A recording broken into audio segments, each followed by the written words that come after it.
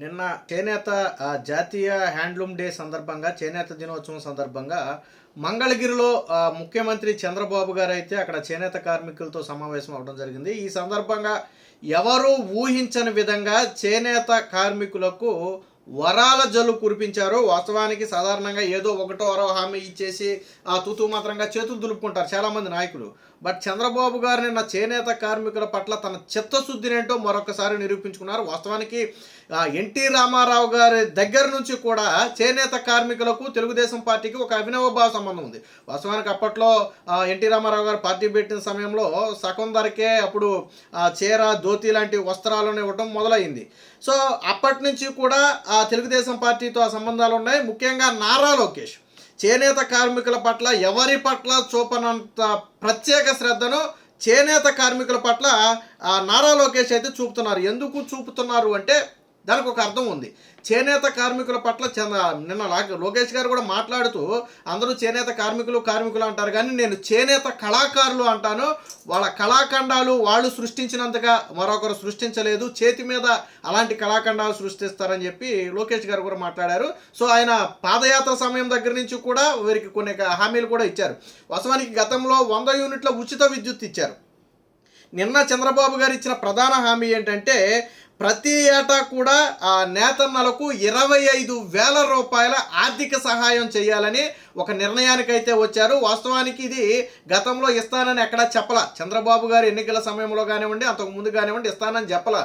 చంద్రబాబు గారు ఈ 25,000 ఆర్థిక సహాయాన్ని నిన్న ఆయనంతటా ఆయనగా వారికి ఆర్థిక భరోసా కల్పించాలి, వాళ్ళ కాళ్ళ మీద వాళ్ళు నిలబడటానికి ప్రభుత్వం చేయూతనివ్వాలనే ఒక ఉద్దేశంతో ప్రకటించినటువంటి పథకం. గతంలో 200 యూనిట్ల ఉచిత విద్యుత్ ఇస్తానని చెప్పారు. ఆ పథకాన్ని ఈ రోజు నుంచే అంటే ఈ నెల నుంచే అమలు చేస్తున్నామని చెప్పారు. గతంలో 100 యూనిట్లు ఇచ్చిన చరిత్ర కూడా తెలుగుదేశం పార్టీకే ఉంది. ఇప్పుడు 200 యూనిట్లు ఉచిత విద్యుత్ ఇచ్చారు. మరమగ్గాలు అంటే పవర్లూమ్ హ్యాండ్లూమ్స్ ఉంటాయి కదా, ఆ పవర్లూమ్ వాటికేమో 500 యూనిట్లు ఉచిత విద్యుత్ ఇస్తా అన్నారు. నిజంగా ఉచిత విద్యుత్ అనేది చేనేత కార్మికులకు చాలా పెద్ద వరం. ఎందుకంటే వాళ్ళకి విద్యుత్ ఖర్చులే ఎక్కువగా ఉంటాయి. సో అదే ఉచిత విద్యుత్ని 200 యూనిట్లు 500 యూనిట్లు చేయటం అంటే దాదాపుగా వాళ్ళకు సగం ఖర్చు మిగిలినట్టే చేనేత కార్మికులకు. దాంతోపాటు వారికి మరికొన్ని వరాలు కూడా ఇచ్చారు. ఇక ఈ చేనేత వస్త్రాల మీద ఒక 5% జిఎస్టీ అనేది ఉంటుంది. సో ఈ 5% జిఎస్టీని కూడా ప్రభుత్వమే రీఎంబర్స్ చేస్తుంది. ఏడాదికి 15 కోట్లు ఖర్చు అవుతుందని ఒక అంచనా. ఆ మొత్తాన్ని కూడా ప్రభుత్వమే చెల్లిస్తుందని ఈ ఏడాదికి సంబంధించి 15 కోట్లు కూడా విడుదల చేస్తున్నామని చెప్పి చంద్రబాబు గారు చెప్పడం జరిగింది. అంటే ఇటు ఉచిత విద్యుత్ ఇస్తున్నారు, అటు ఆర్థిక సహాయాన్ని ప్రకటించారు. మరో పక్క ఈ చేనేత వస్త్రాల మీద ఉన్న 5% జిఎస్టీని ప్రభుత్వమే భరించే విధంగా రీఎంబర్స్ చేసే విధంగా చేసి మరొక 15 కోట్ల రూపాయలు లబ్ధి చేకూర్చారు. అంటే చూడండి, చేనేత కార్మికుల నేను అందుకనే మొదట్లో అని చెప్పా, చేనేత కార్మికుల పట్ల చంద్రబాబు గారికి ఉన్నటువంటి చిత్తశుద్ధికి నిదర్శనమే నిన్న చంద్రబాబు గారు ప్రకటించింది. అలాగే ఇక చేనేతకు ప్రధాన చేనేత సూర్యుడిగా పేర్కొంటారు ప్రగడ కోటయ్య. చేనేత బాంధవుడు, చేనేత సూర్యుడు అని చెప్పి వాళ్ళు కొలిచే ఎవరైతే ప్రగాఢ కోటయ్య ఉన్నాడో ఆ ప్రగాఢ కోటయ్య జయంతిని రాష్ట్ర ప్రభుత్వం అధికారికంగా నిర్వహించడమే కాకుండా మంగళగిరిలో నిర్మించే పార్కుకు ఆ ప్రగాఢ కోటయ్య పేరు పెట్టి ఆయన విగ్రహాన్ని కూడా ఏర్పాటు చేస్తామని చెప్పారు. సో అంటే చేనేత కార్మికులకు ఇచ్చే చంద్రబాబు గారు ఇచ్చే గౌరవం అది. ఒక పార్కుకి ఆయన పేరు పెట్టి ఆయన విగ్రహాన్ని కూడా ఏర్పాటు చేయడమే కాకుండా ఆ జయంతిని రాష్ట్ర ప్రభుత్వం అధికారికంగా నిర్వహిస్తుంది.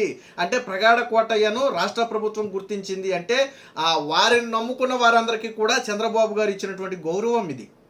సో ఇది కూడా నిన్న చంద్రబాబు గారు అయితే మాట్లాడుతూ ప్రసంగించారు. అలాగే గత ప్రభుత్వంలో థ్రిఫ్ట్ ఫండ్ను నిలిపివేశారు. సో దాన్ని తిరిగి అమల్లోకి తీసుకువచ్చి దాదాపుగా 5,300 మందికి ఒక 5 కోట్ల రూపాయలు ఆల్రెడీ ఇప్పటికే మేము విడుదల చేసామనే సంగతిని కూడా చంద్రబాబు గారు అయితే గుర్తు చేశారు.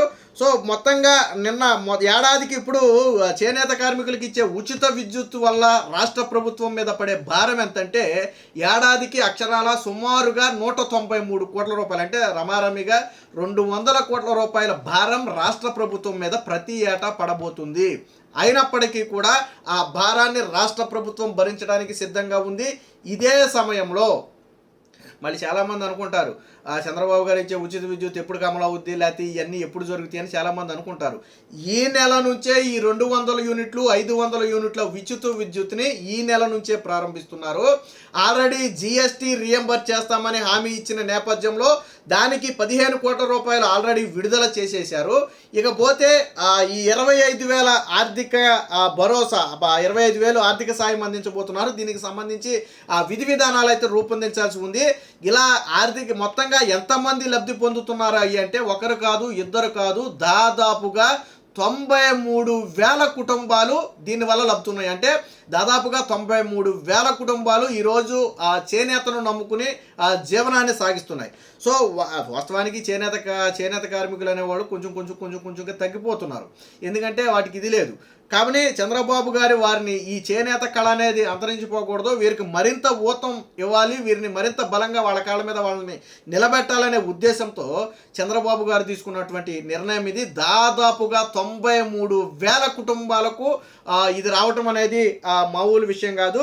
అలాగే అమరావతిలో ఒక హ్యాండ్లూమ్ మ్యూజియాన్ని కూడా ఏర్పాటు చేస్తామని చెప్పారు. అలాగే 74 కోట్లతో చేనేత క్లస్టర్లు కూడా ఏర్పాటు చేస్తామని చెప్పారు. ఇవన్నీ కూడా చేనేత రంగానికి బలమైన ఊతాన్నిచ్చే అంశాలు. సాధారణంగా చంద్రబాబు గారు ఒక పక్క సూపర్ 6 హామీలను సూపర్ వేగంతో పూర్తి చేస్తున్నారు. ఏడాదిలోనే ఆల్మోస్ట్ హామీలన్నీ కూడా అమలు దశకొచ్చేసింది. ఒక 1,500 మహిళలకు ఇచ్చే 1,500 మినహాయించి మిగిలిన పథకాలన్నీ కూడా ఆల్మోస్ట్ అమలు అయిపోయినాయి. ఉద్యోగాలు కూడా ఒక పక్క వచ్చేస్తున్నాయి. ఉద్యోగాలు అనేది 5 ఏళ్లలో 20 లక్షల ఉద్యోగాల హామీ అది. దానికి సంబంధించి ఆల్రెడీ పెట్టుబడులన్నీ ఒక పక్క వరుసగా వస్తూనే ఉన్నాయి, మనం చూస్తూనే ఉన్నాం. ఉచిత బస్సు ఆల్రెడీ ఒక వారంలో ఉచిత బస్సు స్టార్ట్ అవబోతుంది. ఉచిత గ్యాస్ సిలిండర్లు ఆల్రెడీ ఇచ్చేశారు, పింఛన్లు ఆల్రెడీ ఇచ్చేశారు, డిఎస్సీలు అంటే ఆల్రెడీ తీసేశారు. ఇకపోతే ఈ కేవలం అన్నదాత సుఖీభవ ఆల్రెడీ ఇచ్చేశారు, పిల్లలకు తల్లికి వందనం ఇచ్చేశారు. సో పథకాలు ఏవి కూడా పెండింగ్ లేవు. నేను చెప్పినట్టుగా ఒక మహిళలకు ఇచ్చే 1,500 పథకం అనేది మాత్రమే కొంచెం పెండింగ్లో ఉంది. దీని విధ విధానాలు రూపొందించాలి. ఆల్మోస్ట్ ఒక ఏడాదిలోనే పథకాలు ఇచ్చిన సూపర్ 6 హామీలన్నీ కూడా అమలు చేయడం అనేది ఆషామాషి వ్యవహారం కాదు, అంత చిన్న వ్యవహారం ఏం కాదు. జగన్మోహన్ రెడ్డి రాష్ట్రాన్ని ఆర్థిక సుడిగుండంలోకి నెట్టేశాడు. అప్పుల ఊబిలోకి నెట్టేసి దాదాపుగా 11 లక్షల కోట్ల రూపాయలు అప్పులతో రాష్ట్రాన్ని వదిలేసి దిగిపోతే ఈరోజు జగన్మోహన్ రెడ్డి చేసిన అప్పులకు వడ్డీలు కట్టాలి, అప్పులు తీర్చాలి, మరోపక్క చంద్రబాబు గారు ఇచ్చిన హామీలు అమలు చేయాలి. ఎలా జరుగుతుంది అంటే రాష్ట్రం ఇప్పుడిప్పుడే గాడిలో పడుతుంది. కేంద్రం కూడా మనం ప్రకటించింది జీఎస్టీ వసూళ్లలో రాష్ట్రం మెరుగుపడింది. సో ఈ విషయం స్వయంగా వైసీపీకి అనుకూలంగా ఉండే మీడియాలో కూడా స్పష్టం చేశారు. రాష్ట్రం గాడిన పడింది, జీఎస్టీ వసూళ్లు పెరిగాయి, రాష్ట్రం ఆర్థికంగా నిలదొక్కునే ప్రయత్నం చేస్తుందని వాళ్ళ అనుకూల మీడియాలో కూడా ఒక సాక్షిలో తప్ప మిగతా మీడియాలో చెబుతున్నటువంటి పరిస్థితి. ఎందుకంటే ఇది వాస్తవం. జగన్మోహన్ రెడ్డి అంటే అప్పులు తెచ్చి కార్పొరేషన్లో అడ్డం పెట్టుకుని అప్పు తెచ్చో, లేకపోతే ఇతర పథకాలకు ఇచ్చిన వాటిని అడ్డం పెట్టుకుని అప్పు తెచ్చో, లేదా పంచాయతీలకు ఇచ్చిన నిధులను మళ్లించో పథకాల పేరుతో పనిచేశాడు. కానీ చంద్రబాబు గారు అలా చేయట్లా.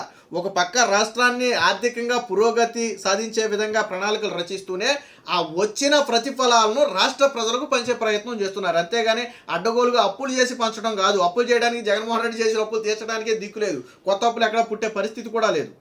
కానీ వాస్తవానికి ఇది తలకు మించిన భారమే. అప్పుడు చంద్రబాబు గారు ప్రకటించినటువంటి పథకం అనేది ఇప్పుడు రాష్ట్ర ఆర్థిక పరిస్థితులతో పోలిస్తే కష్టమే. ఎందుకంటే ఈ సూపర్ 6 హామీల్లో ఇంకా ఒక హామీ మిగిలే ఉంది, దాన్ని కూడా పూర్తి చేయాలి. అయినప్పటికీ కూడా నేతన్నల కళ్ళలో ఆనందం చూడాలి.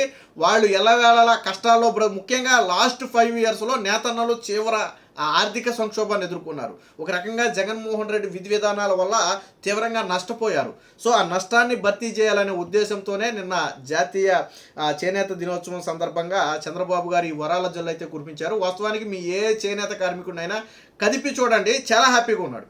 ఎందుకంటే ఉచిత విద్యుత్తు, బట్టల మీద జీఎస్టీని ప్రభుత్వమే చెల్లిస్తుంది, వాళ్ళకి ప్రత్యేకంగా మ్యూజియం ఏర్పాటు చేయబోతున్నారు, 25,000 రూపాయల ఆర్థిక భరోసా ఇవ్వబోతున్నారు ప్రతి ఏటా. ఇదేమీ చిన్న విషయం కాదు. దాదాపుగా 93,000 కుటుంబాలు లబ్ధి పొందబోతున్నాయి. సో రాష్ట్ర ప్రభుత్వం ఆల్మోస్ట్ అంటే ఇలాంటి ఆర్థిక సంక్షోభంలో కూడా చంద్రబాబు గారు నేతన్నలకు అండగా నిలబడాలనే ఉద్దేశంతో ఏదైతే ఒక నిర్ణయాన్ని తీసుకున్నారో ఈరోజు రాష్ట్ర ప్రజలు మొత్తం కూడా ఈ నిర్ణయాన్ని స్వాగతిస్తున్నారు. Please subscribe to Leo News for more videos.